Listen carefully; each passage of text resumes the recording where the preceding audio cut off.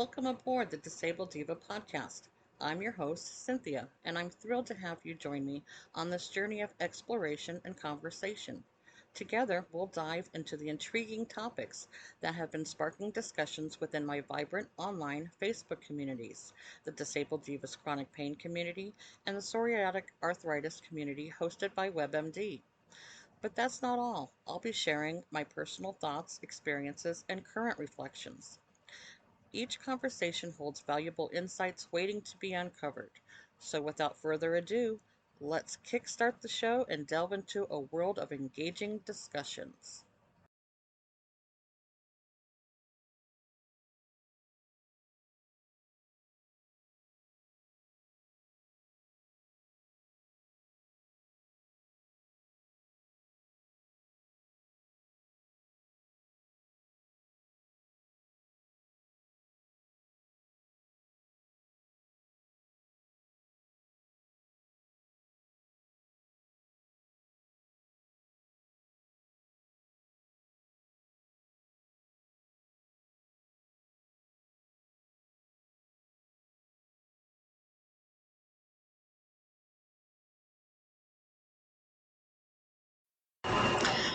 Hi, and welcome to this week's episode. This week, I am going to jump off a little bit of what we talked about last week. Last week, we talked about misconception of happiness and acceptance within the grief cycle of chronic illness. And so we're going to go a little bit more on acceptance this week. So last week I shared that, I've recently come to a place of accepting that my husband is my caregiver. And, it was not an easy place to come to, but I did, and it's quite liberating, believe it or not. But it it wasn't it was not an easy place to come to because it was not the only issue I was dealing with. Like I mentioned in the original grief cycle presentation, is that you know when it comes to chronic illness in the grief cycle, we're going through it multiple levels.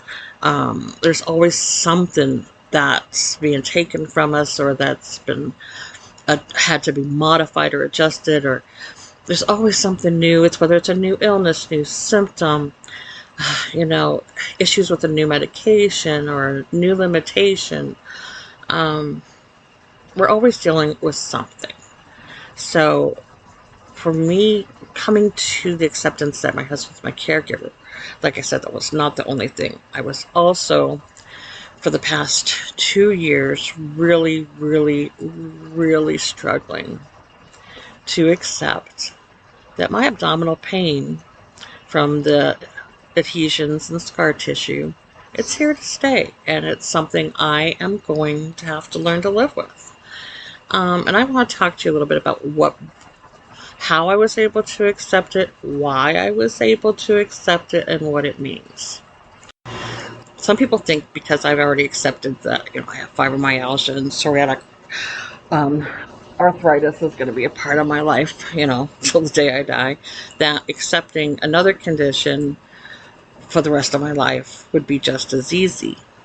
But it's not, especially because there really is no comparison of them. Fibromyalgia and psoriatic arthritis are nothing compared to the pain I experience with endometriosis, scar tissue, and adhesions. That pain is it's traumatic. It is like having an ongoing trauma taking place within my body every day. Like I'm being stabbed. Have excuse me. I have knives that feel like they're just it's okay. Imagine like Wolverine, and he's got his claws out, and it's like he's scraping my pelvic floor, or he's trying to pull apart my ribs, or he decides he wants to try to rip my bladder in half, or maybe he's going to decide he's going to twist my intestines or scrape my stomach.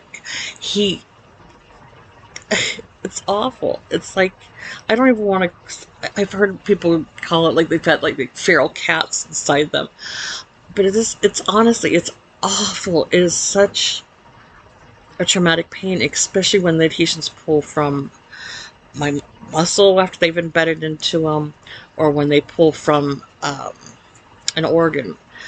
The pain has gotten so bad when it pulls away now that it's not a relief. I don't get relief anymore. Now it's just such sharp pain that when it happens in the moment, I vomit and I go into an extreme panic attack where I can't breathe. I can't focus. I'm like burning up. I just want to get naked and run. So this has happened 3 times, like when I was on rides at Disneyland over a year ago. And so at that point I decided, you know what? I'm done with rides. I'm okay with it. I love the park and I still go for other reasons, but I do not go on rides more than, that don't allow me to stay in my wheelchair, or that's going to jerk me around or have a sharp turn or anything that could trigger a pulling or ripping of adhesions from my muscles or my organs. That's what I deal with on a daily basis. So it's not the same. Like with fibro, I get relief. I get breaks. Psoriatic arthritis, I get breaks. It's not always affecting the exact same part of my body all the time. Sometimes it's my knees, sometimes it's my back or my hands. But the flares travel, and it's rare for me to actually have a flare that affects my entire body with it. So with that said, there is no comparison to what I'm dealing with this other. At one time, maybe there was, because I used to get breaks. There was 2 occasions where I went 18 months each with a reprieve, and then beyond that, it was sometimes I'd get a couple months, then it went down from a couple months to where I'd get a couple weeks reprieve. Then in the past 2 years, it went down to a couple days, to where this past year, it's just, there's no break. There's no time for me to recover, nothing. All my doctors will do, and I have come to the point of agreeing, and I will explain that later, that there is nothing that can be done with it but to mask the pain the best that we can, and that's what we are doing. We have it at a level, and I'll explain this later. But anyways, this is what I'm dealing with, okay? And I want that understood. It's painful. And I have a long history with abdominal chronic pain because of endometriosis. Since 2003? Since 2000, and I've been dealing with this, I was dealing with this before in my teens, but I did get a reprieve after the birth of my son, and then 12 years later when I had my daughter, it was after she was born that I started having issues again. So since 2003, I've had cysts, ovarian cysts, all the time. Well, until I had my ovaries taken out. I had ovarian cysts that would burst. I have been dealing with adhesions, and still am dealing with adhesions that pull my organs. They rip from the sidewall. They embed themselves into the sidewall. They're mean and they're nasty. I had a hysterectomy. It was botched. The surgeon, he left behind my left fallopian tube. It ended up being covered. When it was found embedded into my sidewall.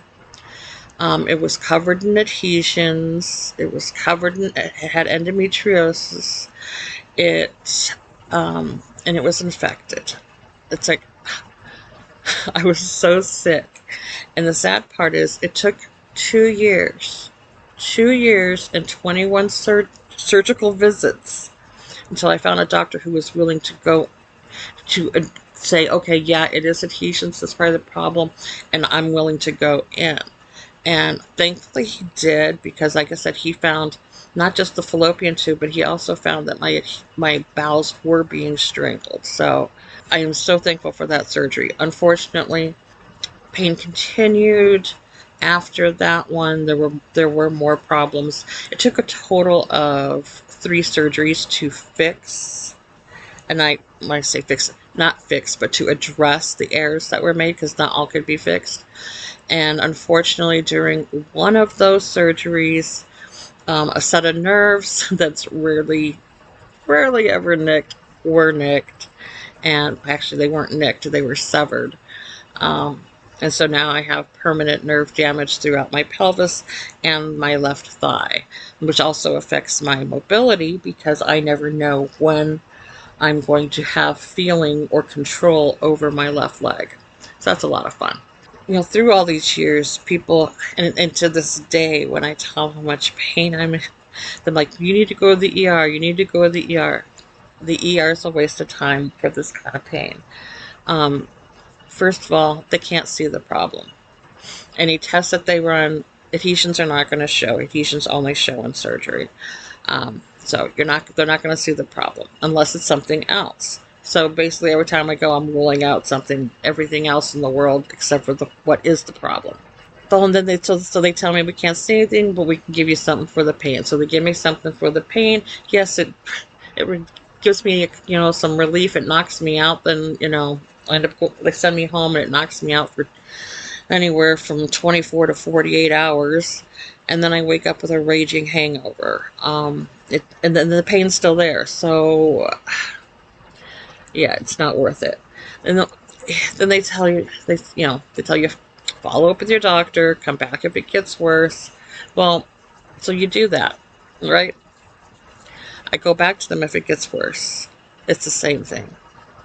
I go to my doctor. He relies on the test that the ER took. It shows nothing's wrong. So he tells me the exact same thing that the ER does. It's just not worth it. That's why this year it really became more important that my doctor and I had a conversation about keeping me comfortable. And it was a hard pill to swallow.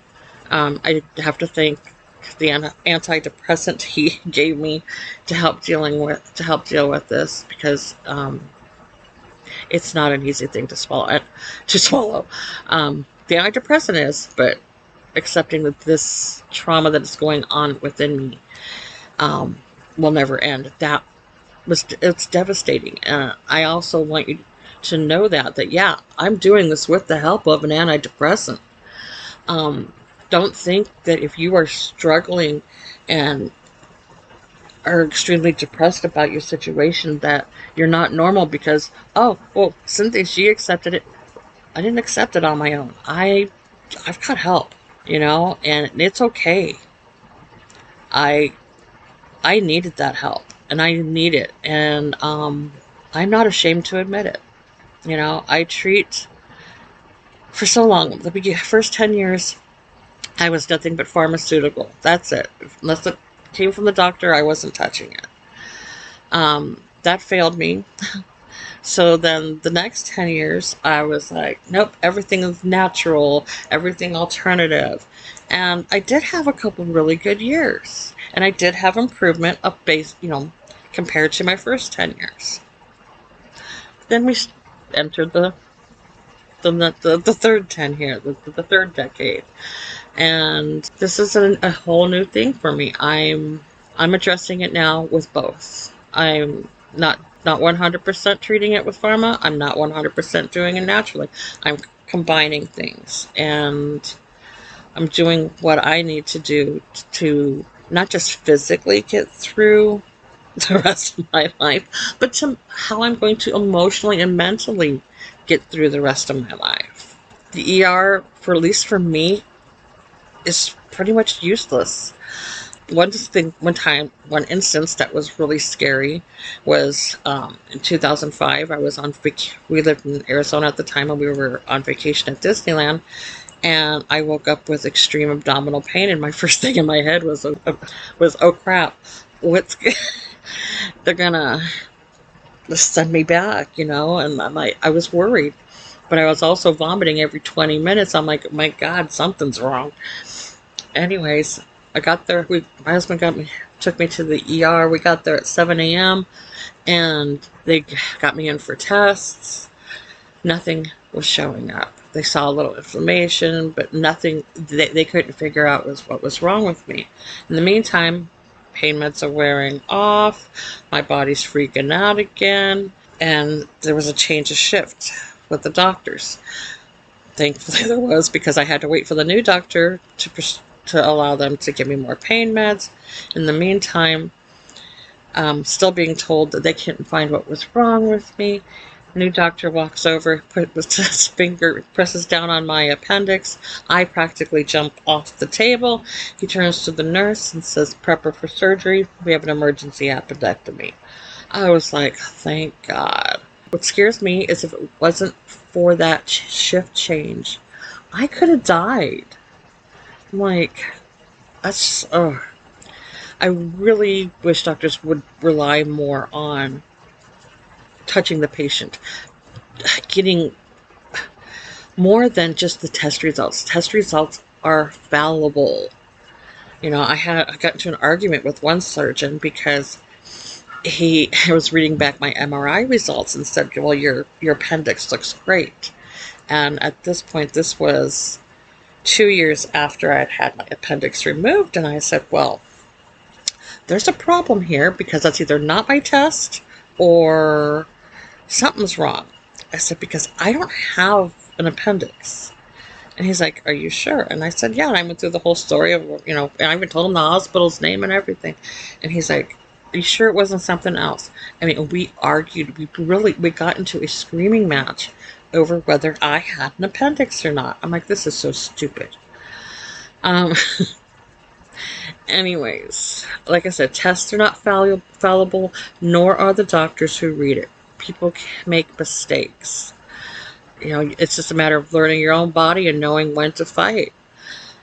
Back when, after the hysterectomy, it took 2 years till I could get a doctor willing to go in. 21 surgeons, 21 visits, where I left in tears because all they did was open my chart and saw that I had fibromyalgia and blamed it on that. I'm like, no, that's not part of it. And they would not listen to me. And those that didn't blame fibromyalgia, well, they decided it was all in my head and offered to write me a referral to a psychiatrist. I'm like, it was so bad. It's a wonder I survived that time. If you ever doubt your strength, don't. Think about what you've been through. Think about every appointment, every test that showed nothing was wrong, every time you've had to fight. You are so strong. We don't get the credit we deserve for our strength. All people see is that, oh, we're at home, we're on the recliner, we're in bed, we're in our pajamas. They think we're weak. They think we're, but we're not. We are strong. Stronger in ways people I hope will never understand. Because it's heartbreaking. It's absolutely heartbreaking. Especially when it goes for so long, and then your friends and your family that don't live with you, they begin to decide with the doctors, and they kind of agree you belong in a mental institution. I've been there. It's awful. Not to the mental institution. Managed to keep myself out of there. But you do sometimes wonder if you belong there, because you're made to believe it, and it's wrong. It's so wrong. But that's a whole nother podcast that we're going to talk about another day. So now you know what I have to accept, right? Okay. One of the reasons for it being so difficult is that I know that in the past, pushing and fighting did help. However, because it's now gone on so long and there is so much damage that has taken place, I now have to agree with my doctors. I don't like it, but I do accept and agree what they say. This is something that's going to be with me the rest of my life, and the best we can do is to numb and mask the pain the best we can. And for me to do do my part in not doing things that's going to increase the pain or make it worse, and that's the conversation that I've been having with my doctor. And again, I'm not happy about it. I want to blame him, but it's not his fault for what's going on in me. And it's not my fault either. And I think that's the hardest thing, is everyone wants something to blame or someone to blame. And at least I do. I like having something to blame, even if it is myself. Accepting something that's out of your control. It's not easy. It's not, I want to be very clear. I am not telling anybody how to go about accepting things in their own life, as in my personal story. This is just my personal story, okay? I'm not sharing medical advice. I'm not telling you at what point you should accept something. That's you. You need to figure it out. You'll know when you're ready to accept something, or when something should be accepted, or when it's still a danger that you need to keep pushing. You know your body. I don't know your body. And I also want to be clear that I haven't given up. I'm still fighting. I accept this pain's going to be with the rest of my life, but I'm going to fight to live every day the best that I can. I'm going to not do things. I'm not going to do things that are going to make the pain worse. And I'm gonna start living. I'm done putting my life on hold. And that's why I had to come to this acceptance. I had to accept this so that I can go and enjoy my vacation in a couple weeks. I'm done waiting to live. I don't know how many years I have left. And so my husband and I started planning next year will be our 25th wedding anniversary. And we're planning a major trip that a year ago, if he would have brought it up, I would have been like, yeah, in the future. Well, maybe when I'm better. But I now know I'm not going to get better. So we're not putting that trip on hold. We are planning full speed ahead. And I'm excited for it because I accept where I'm at. And I accept that I need his assistance and his help while there. And it's going to be different. I can't compare it to past vacations. I can't plan it like past vacations. Every trip will now have to be planned with where I'm at that moment. And that's okay. I'm ready for that. I'm ready to live, even though it means I'm living in pain. Again, thankful I had the conversation, though, with my doctor because, yes, we were able to bring the pain down. And having the antidepressant really helped because I was extremely depressed. It wasn't that I wanted to die. I just felt like I was dying. And now I feel alive. It's hard to explain. I feel alive. I'm happy and I'm content, even though I'm in pain. And what I want to explain is that he's done a really good job at lowering my daily pain levels so that the pain that I do deal with are the flares from the out of the norm flare-ups from psoriatic arthritis. And my fibro really hasn't been that bad. I've not noticed a really bad muscle achiness. But I've had a couple bad flare-ups in the abdomen that were painful. But for the daily ripping and whatnot pain, we have it down to where I feel pressure. I can feel pressure and tingling. So I know the areas that are being affected. I can tell where the damage is going on, but I don't feel it at the intensity that it's happening in. And I'm okay with that right now. I'm okay with that. You'll just find someday, hopefully, a place that you can be happy with your pain. So one thing I have to keep reminding friends and family of is that, yes, I accept this.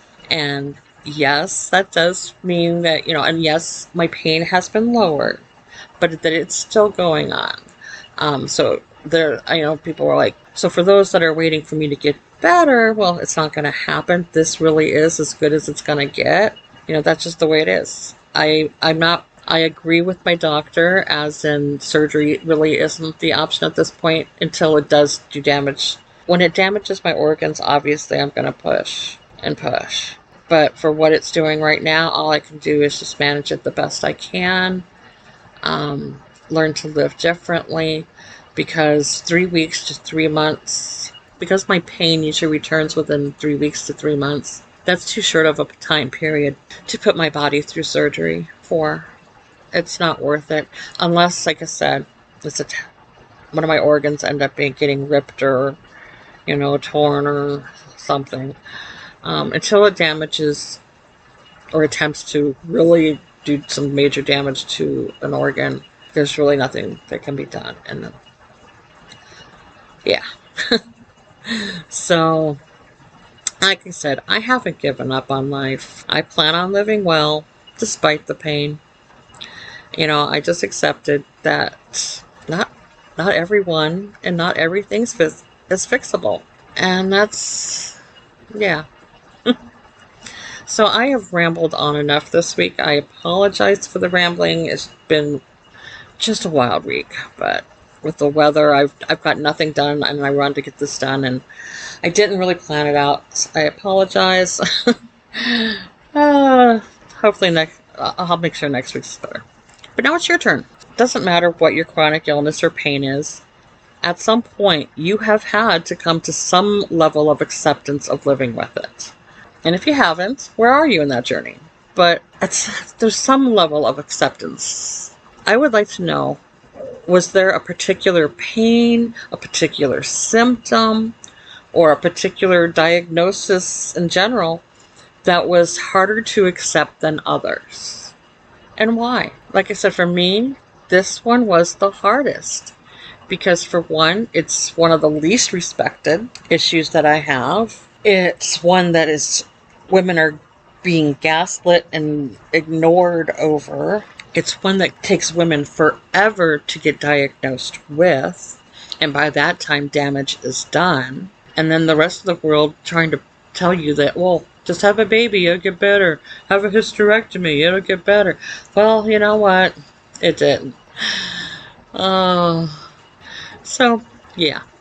Until next time, this is the Disabled Diva, here to remind you that you are not alone. I appreciate your time and attention. Remember, you can catch this podcast on popular platforms like Apple Podcasts, Google Podcasts, Spotify, Pocket Casts, and Radio Public. Be sure to subscribe and tune in on your preferred listening platform. Until we meet again, take care, and this is the Disabled Diva reminding you that you are not alone.